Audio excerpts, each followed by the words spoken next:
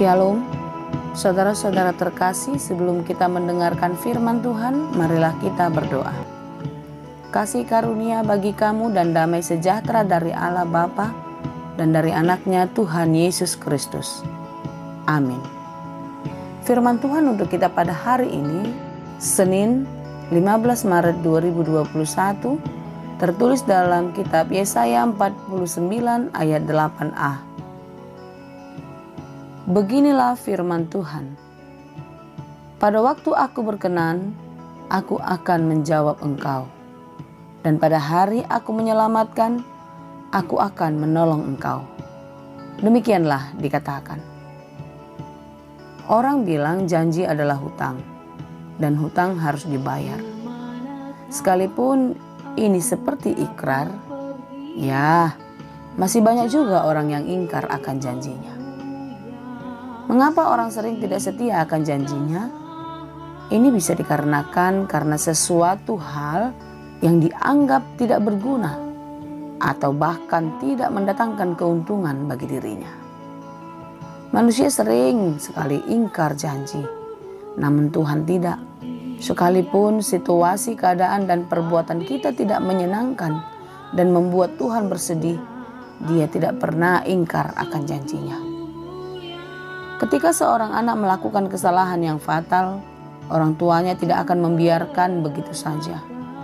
Dia harus ditegur, diingatkan, bahkan mungkin harus dihukum, supaya sadar akan kesalahannya. Ini adalah bukti kalau orang tua sangat mengasihinya. Demikianlah umat Israel dalam masa hukuman mereka karena kesalahan dan kejahatan mereka. Tuhan tidak pernah meninggalkan. Dengan cinta kasih-Nya, Dia akan menolong dan menyelamatkan.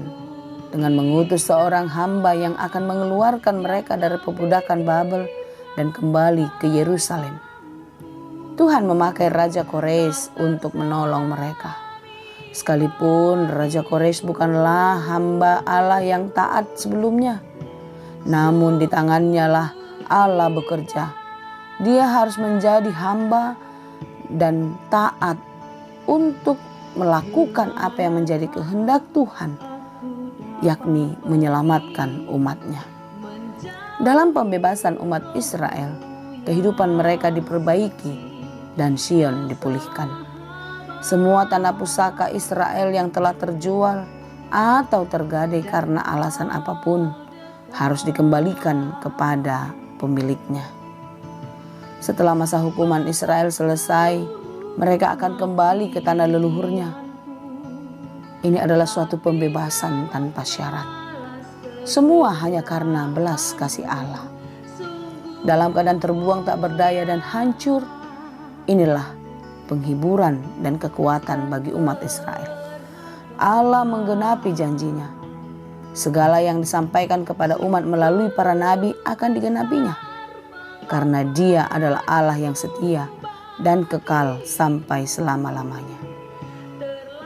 Saudaraku yang terkasih, sekalipun sekarang kita dalam keadaan tertekan atau bahkan merasa terbuang karena beban pergumulan berat yang terjadi dalam hidup kita, yakinlah dan percayalah, ini hanya sebentar dan sementara saja.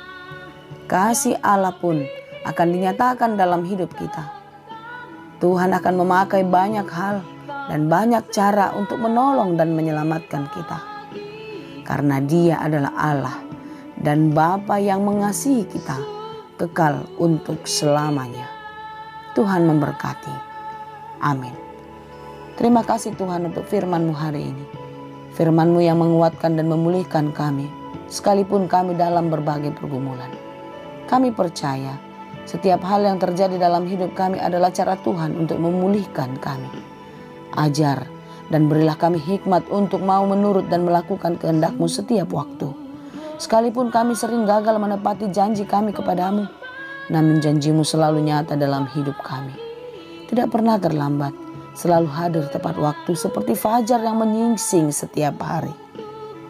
Biarlah hari ini menjadi hari yang penuh sukacita ketika kami melakukan semua pekerjaan kami karena belas kasih dan pertolongan-Mu ya Tuhan.